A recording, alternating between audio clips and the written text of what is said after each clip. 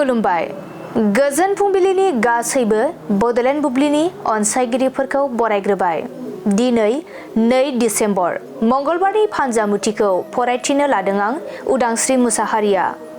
फानजामुथिनि गिबियाव दं मेष राशि। गोदान रादाय खानो हागोन नोंथांनि थाखाय गोथार सान। बृष राशि।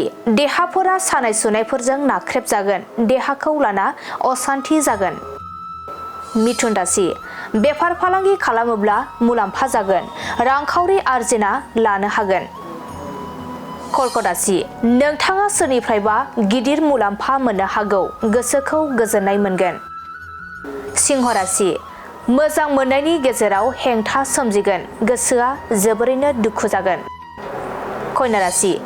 देहाखौ गोबां लोरबां मोनगोन, जानो लोंनो हायै जागोन। तुला राशि। मोननो थाङै मुवाखौ मोननो हास्थायगोन, गोसोआव बायदि साननाय हनाय सोमजिगोन। वृश्चिक राशि। गोथार खामानिफोरा जाफुंनो हागौ, नखराव गोजोन फैगोन। धनु राशि। नोंथांनि दावगालांनायखौ नुनानै गुबुना मेगन सागोन, सोरनिबा गाज्रि नोजोर नांनो हागौ। मकर राशि। जेरावखि थाङा गोसोखौ गोजोन मोननाय नङा, गाज्रि सान।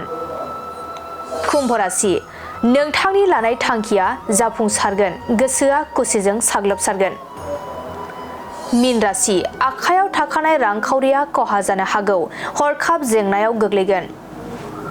दिनै सानसेनि राशि फरायथिनायाबो एसेनोसै। आसा खालामो नोंथांनि दिनैनि साना मोजाङै मोजां थांगोन, बेखौ बडलेण्ड बुब्लि नखरनिफ्राय मिजिंथिबाय। गोजोन्थों।